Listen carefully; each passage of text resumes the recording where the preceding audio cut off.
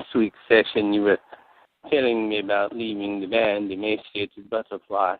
This week, I'd like for you to tell me more about your inferiority complex, as you call it, and about what you did after you left the band, Emaciated Butterfly. Tell me about the different jobs and activities you engaged in afterwards. Well, Doc, I went from one place to the other, I worked at just one apartment complex as another as a maintenance man, The managers always just sit on the phone and talk all the time, chit-chat and small talk, chit-chat, small talk. And one manager had me pull 200 toilet seats out, and she got upset and angry because I took one of them home. One of the other assistant maintenance men counted all of them, and one of the toilet seats was missing, and so I got written up for that. And then she'd always say, chop, chop, Floyd, chop, chop, Floyd.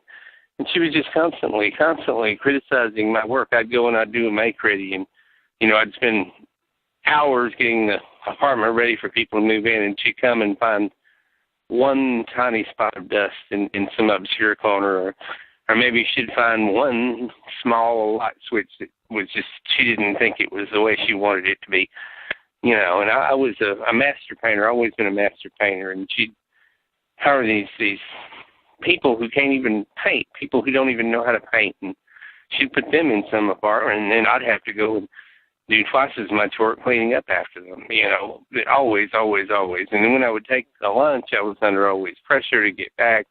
Never had enough time for my lunch hour. Everywhere I would go, they dumped salt into my food. They see me coming, they dump salt in the food. Every time I order a salad, it's nothing but lettuce. Half the time I go into a restaurant and the food they serve me is cold. One time I ordered a hamburger. It had 3 pounds of meat, and the bun was the size of a biscuit. I mean, how am I supposed to eat that? You know what I'm saying? I mean, I've gotten sick 12 different times in the past 2 years, and some overpriced fast food restaurant. I mean, it's ridiculous. I can't even eat out anymore. It's the most ridiculous thing I've ever seen.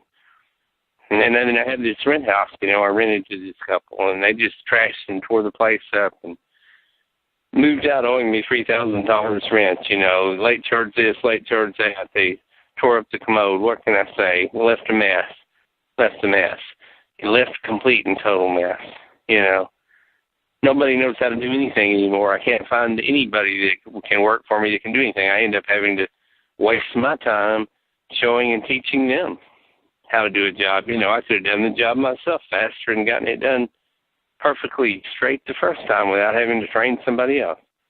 And where I worked at an auto parts store, I take 30 seconds to sit down and catch my breath, and then he comes in and says, get your lazy butt up and start working again. I mean, I never even get a 30-second break.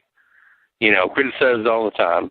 The wife walks in the lobby, takes one look at me and says, what is he, some kind of a child molester? I mean, I swear to God, that's what the man's wife says right there in front of the public. What am I going to do? What am I going to do? Every girlfriend takes me to the cleaner. There's the one girlfriend, she's a gambling addict. She bought $3,000 worth of scratch-offs and lost all of it. Of course, it was my money that paid for the scratch-offs. She can go to the Sonic and order a double cheeseburger. She'd take all the meat off the double cheeseburger and feed it to her poodle, Come on. I mean, that's the kind of girlfriends I end up with.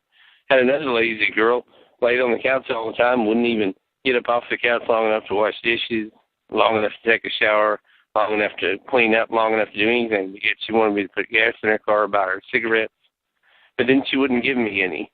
Here I am, I'm supposed to provide her a couch to sleep on, free meals every day, gas for the car, cigarettes, and then she won't even put out. I mean, come on. Where do they make these girls? Where do they come from? Anyway, it's my life. It's my life, Doc. It's my life. Help me. It's my life.